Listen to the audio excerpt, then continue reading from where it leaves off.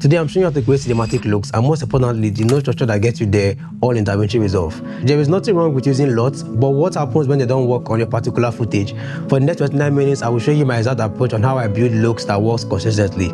Let's jump right into the video. So we're going to start with setting up our workspace and creating our nodes from scratch. If you are familiar with how to set all this up, there will be a timestamp so you can just skip forward. This particular image was shot by my brother Timi. He's a producer and filmmaker in Nigeria. You should go check his work out. I'll put a link in the description so you can go check his works out. So what we'll do first is we're going to set up our workspace. You can come over here, go to color management. My color science is already set to DaVinci YRGB. Timeline color space and output color space are both set to Rec 719A. So you can set that on yours too. Okay, so first thing first, we're going to create a couple of nodes. To create a new node, you just click on Option S to add a serial node. So you can click on this as many times as you need. So I'm going to create a couple of nodes for now, something like this. So let's just try to name it. So let's start with the first one. We're going to name this CST in, which is our color space transform in, and go to the last one and name CST out, which is our color space transform out. We're going to start with this first node, which is exposure. The next is going to be contrast. After that, we're going to fix white balance. After your white balance, then we're going to fix color balance. After that is skin. Then we want to work on saturation, which is HSV for saturation. Now, after doing this, these are most important nodes for now because this is what we'll be working with in terms of color correction. So we have exposure, contrast, white balance, color balance, skin, and saturation. Then we can go ahead to put all this in a compound node. Okay, you can just put all this in a compound node. We can name this color correction. So after this, we're going to create a new node and name this look build up, because this is our first node in terms of building our look. So after this, we're going to create a new serial node and click on Option P to create a couple of parallel nodes, which we're going to use to refine our look. Okay, now after doing this, you can just come here and click on Option and click on Clean Up Node Graph. Then you have something like this. Okay, all this we will come back to this. After this one, then we're going to do glow, halation, and here we're going to put on sharpness. Before all this, I'm going to come here also to create one more node. We're going to call this our look final. So this is where we'll finalize everything in terms of look final. Then come over here again to clean node graph.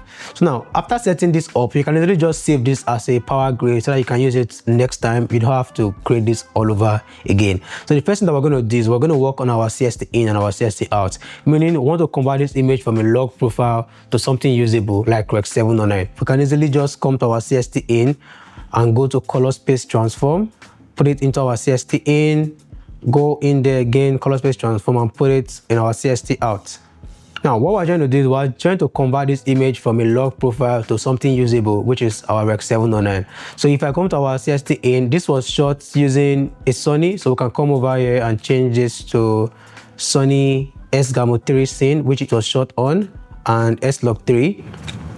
Then we're going to change to DaVinci Wide Gamut and DaVinci Intermediate. Then we can go to our CST out. Then we're going to move from our DaVinci Wide Gamut to DaVinci Intermediate again. Then we're going to convert this to Rec 709 and Gamma 2.4, which is preferable for your viewing screen. So that's why we use Gamma 2.4. Okay. Now, after setting all this up, we have successfully converted this image from a log profile to Rec 709. Then we're going to go straight to our color correction. I'm going to work on my exposure. For exposure, all we're going to do is we're going to use our HDRO color wheels. Then I'm going to go to my global. I want to just bring this up a bit, somewhere around there. Then I'll come to my primary color wheels. I'm going to bring down my lift a bit.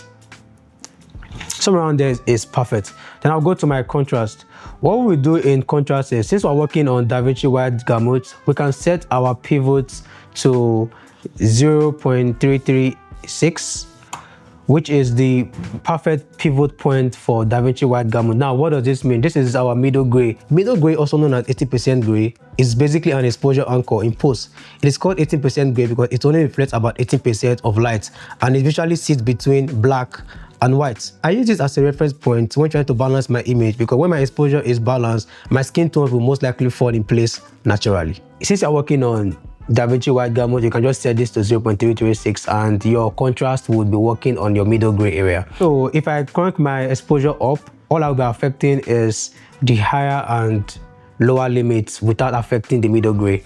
Okay, so I'm just gonna up this a bit, just up the exposure there, rather contrast a bit there. Now for white balance, we're going to set this up. We're going to come over here and change our gamma to linear. Now after doing that, I'll go to my gain, then I want to cool this down a bit. Cool this down a bit. I go towards this direction.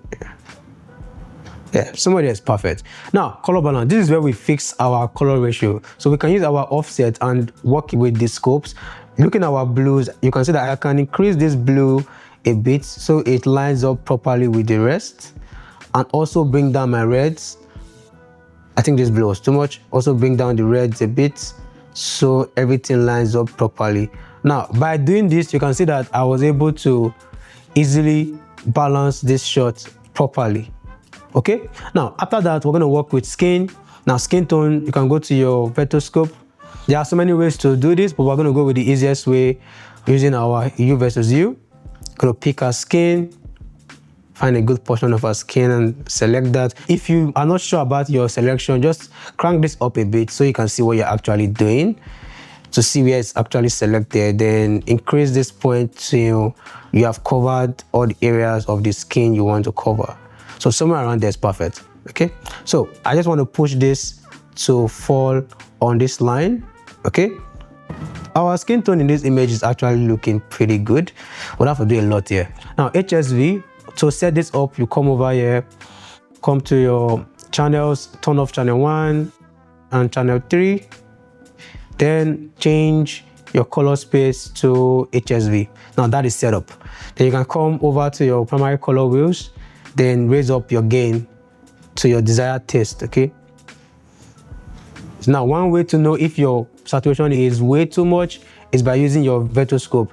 You should try as much as possible that this shouldn't pass these boxes. Okay, it shouldn't even get to this particular point. I believe you can tell that this saturation is way too much here, so you know, just to your own taste, so what you want. But for me, somewhere around here is fine, because we're still going to push this saturation more when we're trying to build the look. Okay, now looking at this, we have been able to set up our image to something similar to how it was shot, which is our color correction. Now if you see, this is before color correction and after.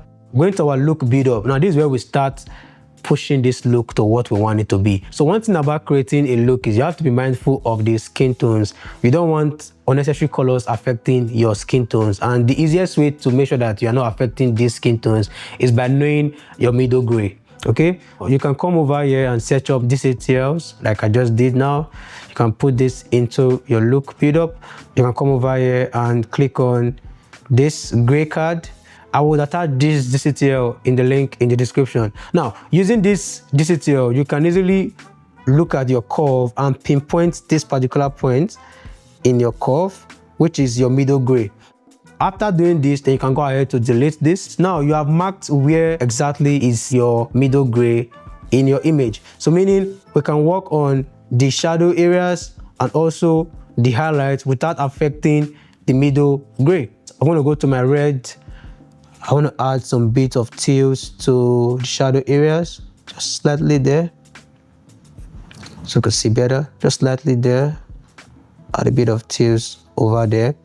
Then to my blues, I just want to clean this image up a bit. So I'm just going to add blues up here, just to make this look cleaner. Now, if you wanted the opposite look, you wanted to make it warmer, then you can bring your blues down, which will give it a more warm look. It just depends on what you are trying to go for. For this look, I just want to get something clean, so I'm going to raise this blue up just to give it that touch of cool up there.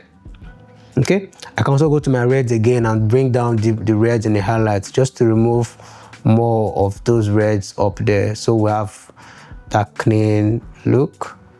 Okay, bring it down slightly.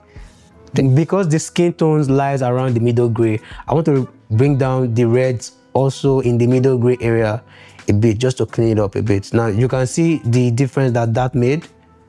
Now you have to be very, very subtle with this.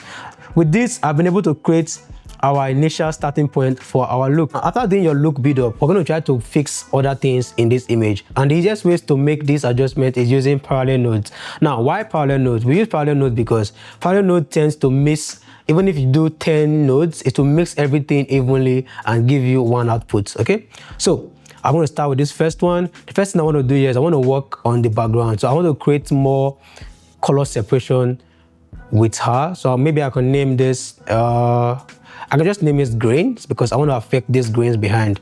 And we're going to be working with our color whopper too for this one. Okay, now if I come here, I'm going to pick the particular grain shade I'm going to work with, which is this. How you use color whopper is this. If you drag this far out, you are adding more saturation of that color. If you drag it in, you are taking out saturation. If you drag it to the other areas, you are changing the hue of that selection. Now what I want to do is I want to push these grains towards the teals and also reduce the saturation. So I'm going to pick the grains again and push this towards the teals and also reduce the saturation. Now you can see that with just this one click, I've been able to actually push this look even further to give it the clean look that we are going for. One thing you have to be mindful about is, as you can see, this look actually affected her skin a bit. And if you don't want this, then an easy fix you have to do is you have to create a mask. Now what I do is I would just easily come here and, you know, go to my qualifier and just pick that particular part of her skin. Now once I pick that particular part of her skin, then I can easily inverse this mask. Okay, inverse the mask because I don't want that part to be selected. For this particular selection, you don't have to be so precise about it because I just want it to be off her skin. So once I get her skin off, somewhere around here, I'm actually fine. As you can see, that's done. All you have to just do now is you just have to clean it up. Okay, so you can clean up your black and your whites, your black and your whites, then also increase your blur radius so it just evens out smoothly. Now after doing this, I've been able to remove that color from her skin, as you can see. So I've gotten that initial teal that we're trying to go for. Now the next thing I want to work on is her skin. I want to work on the saturation of her skin. I will still be using color whopper. So I'm just going to put skin 2 there. So I'm going to come to my color whopper tool again, pick a particular area of her skin that I like, this. Then remember, if you take it further, you are adding saturation. If you take it out, you are removing saturations. Okay, so what I want to do is I want to pick her skin, then I want to just bring the saturation up a bit, just by a tad there. As you can see, before and after. Yeah, and after that, I think I'm actually good with that. The next thing that I would want to do is I want to actually work on the exposure for this particular area, as you can see. So I'm going to come over here. I'm going to add a gradient map, this one. Okay, now to the left, because I want to add some exposure here. So if you see our selection Shift H, you can see this is the part that we're selecting. I just want it to be somewhere around here. Okay, just somewhere around there, it's fine. Then I'm going to go to my HD arrow and increase this by some stops. Okay, just to even it out a bit. Now not so much. Okay, not so much. Maybe I will take it in a bit just to even this, or I can spread this out a bit. And you can see with just this, we've been able to fix some little things that we wanted to fix. Okay, now what else would you want to do for this? The next thing that I want to actually fix is, as you can see, there's some, based on her glasses had this magenta on it, so I just want to try to correct it a bit. You can see it's there. So what we'll do is this. You can use so many tools for this, but let me use color slice for this one. So we're going to use a color slice, and let's see if we come over here. You know, magenta, you can go to your magenta, you know, this is saturation of your magentas. So I just want to reduce the density a bit. So if we take that, the density, and also reduce saturation of it a bit so it's not so prominent there. Yeah, something like that goes a long way. I don't want to totally remove those colors because that's the color of her glasses. Okay, so something like that is fine. Then I'm going to add one more parallel node, so option P. So after creating a new node, I want to go to my color slides. I want to just add more density to this image, like the whole colors, just push it a bit so we have this richer tones because of our dark skin. So somewhere around there is fine.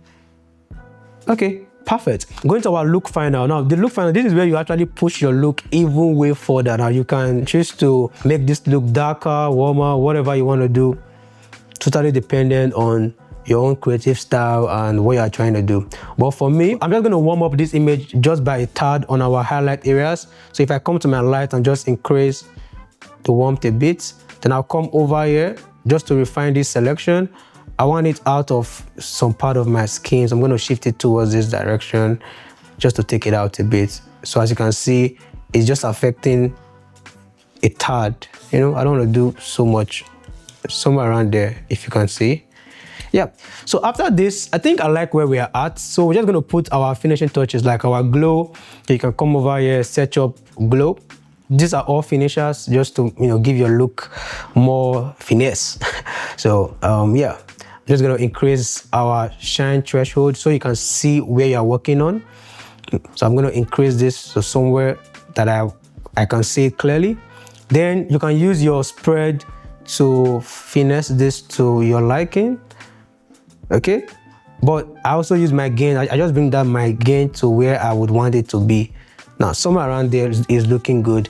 Then I would reduce this there. So this is before and after. Yeah, I like what's going on, but I feel that is still too much. I'm going to bring down my gain a bit.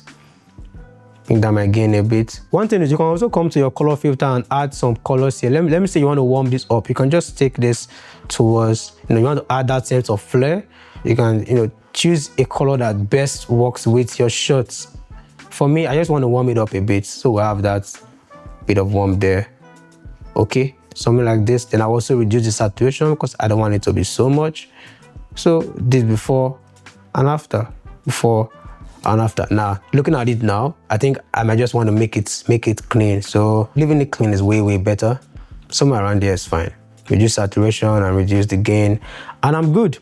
So glow done. See, we have added that glow just to give it that more finesse.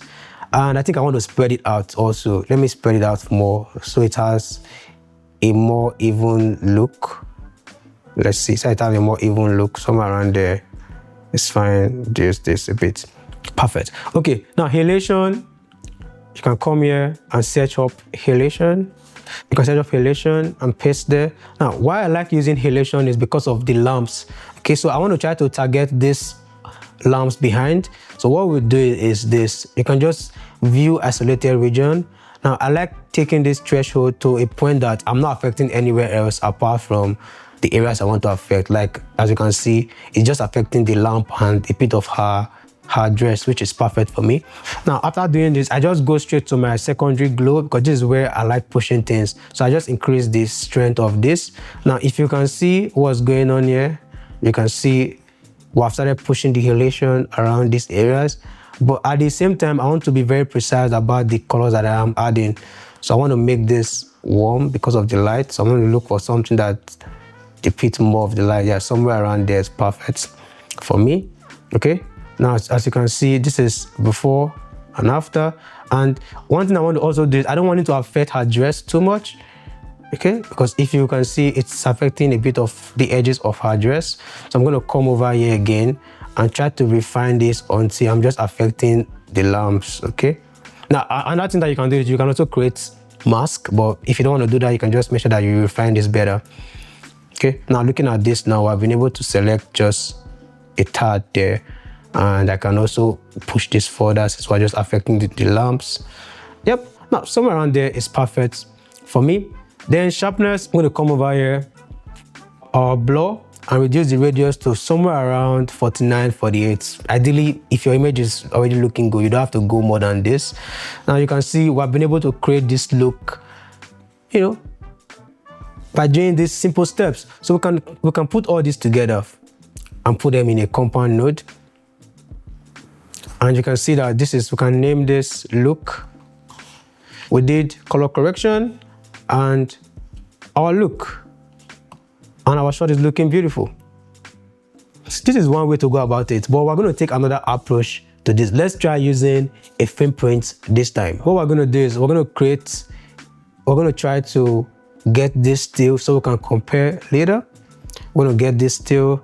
Then I can go ahead to just delete my look over there. Let's continue from here. So I'm going to create those nodes again. I'm just going to go to my look build up. Let's try something warm this time. So I'm going to first thing first is come over here, use my DCTL like we did before. DCTL, look for my gray card and mark my middle gray there. Good. Delete this. Now after doing that, I'm going to come over here. I still want to add a bit of tips to my shadows down here, but this time I want to warm this image up a bit. I don't want it to be so clean. Let's do more of a creative look. So I'm going to warm this up a bit. Let's say this is a music video. Okay, so let's warm this up a bit there. Perfect. Okay, I'm still going to go to my reds because I want to remove some of those reds on the skin. The middle area, I'm just going to bring that down also just slightly there. Perfect.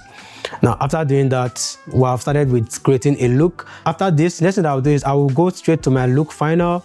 Then you can go ahead to add a frame print from DaVinci, any of their lots that they have there. But for me, I'm going to work with Dehancer. Dehancer, it's a film emulation plugin that just works really, really good. Okay, now using this, I'm going to come down here and disable all tools. I'm going to make sure that I'm working with DaVinci Wide Gamut and Intermediate. After doing this, the good thing about Dehancer is they have a lot of film prints that you can, explore. There are a lot of creative looks that you can really push your image to the next level. Okay. So you can pick anyone that you feel works for you best. But for me, I'm going to use this CineStill 50D or the CineStill 80T. I think I like this 80T. It has a very calm look that I like. Now, after that, I'm going to come to my film developer. I'm going to enable this. I'm just going to increase the color boost a bit just to add some bit of colors down the skin tones. I'm going to leave the rest things the way they are, but I'll come to my film prints now, the section, and enable this. I can either use my Fuji 3513 or I can use the Kodak 2383 film prints, depending on the style that you're trying to go for. But for me, I'm just going to simply go with the Fuji for this one. Okay, after setting this up, these are the things that I might use here. The rest things we just come back to set it up here. Now after doing this, then I can go back over here and make corrections. Now because we added a film print, you can see that we have added more contrast and more exposure. Then we can just come back here and try to fine-tune this better. Okay, I can just come back here. Maybe I try to bring down my gain a bit, just to bring down my gain and open up my gamma more. And my contrast level, because of the contrast added, I might just tone it down a bit, a tad. Also my HSV saturation, I want to add more saturation now because we have a faded look there. Add more saturation, somewhere around there is perfect for me. Okay, after doing this, now let's go ahead to even push this look further. So let's work on our grains. You can come to your color wallpaper, pick your grain. Okay, now remember we're trying to say this is a music video kind of look, so I want to make everything look clean and crisp. You know that vibe, it just looks good. So I'm going to push this somewhere around there. Okay, maybe yeah, somewhere around there looks good. Now if I turn this off, let me do an alternative look. Let's say I want to make this clean. Okay, I can also pick this also and just take it towards the cleaner blues and maybe reduce saturation of that a bit. So it just depends on the look that you're trying to go for. This is one look, this is another look. It just depends on what you're trying to go for. You can even mix them, but this will be too strong. But for me, I think I like this since we're going for a kind of music video look, but I am going to try to refine this better. So let's just try to refine that better. I'm going to try to put it somewhere at the middle point and reduce saturation. So we have it looking good. Okay, good. I'm going to reset this. I'm also going to work on her skin again. Skin, I'm going to pick her skin somewhere around there. I'm going to increase saturation of her skin a bit, just to, you know, check your vertoscope to make sure that you are also on the line. If you're not, you can easily just push it in, push it out, depending on the look you're trying to go for. Somewhere around there looks good. Maybe I'll push this down a bit. You can really take your time to try to push this. Let me just do it again to make sure that I'm not really making this, because I just want to add a tad. Okay, a tad there. Yep, somewhere around there is fine. Perfect. Now, next thing I want to do is I want to work on this dark area. Okay, using my gradient, work on this dark area one last time. Shift H to see your selection. I'm going to spread this out, but shift it in. Okay, then H the arrow, increase the stop by like 1. So now we have it looking clean. So far so good. I like what we're having now. It looks good. One last thing that I would do is, because this is a music video look, I want to stylize it even more. So I'm going to add a curve over here. I'm going to turn on my editable splines. I just want to bring the exposure down by a tad there, and also raise it up a bit there, and also take this maybe down.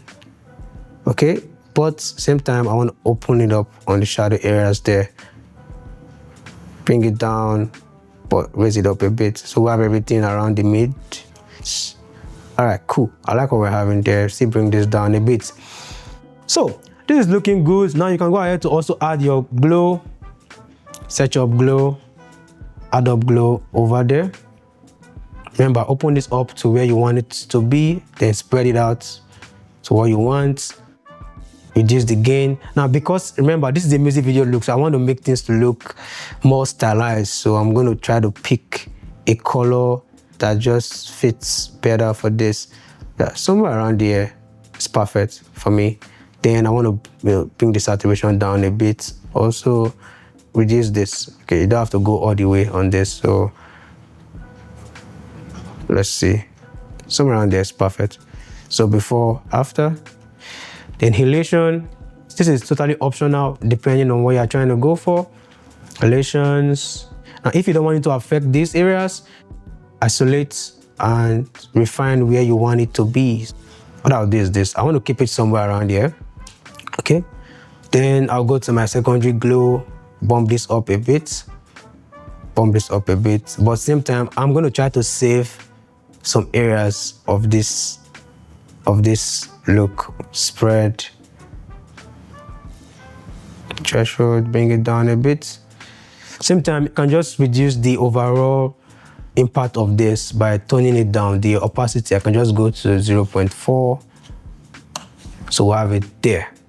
So we have this. You can add your sharpness. You can even go ahead to add grains depending on what you are trying to go for. But for me, I like where we're at. I might even go back to my curves again and just probably bring this down a bit just to give it a more stylized look.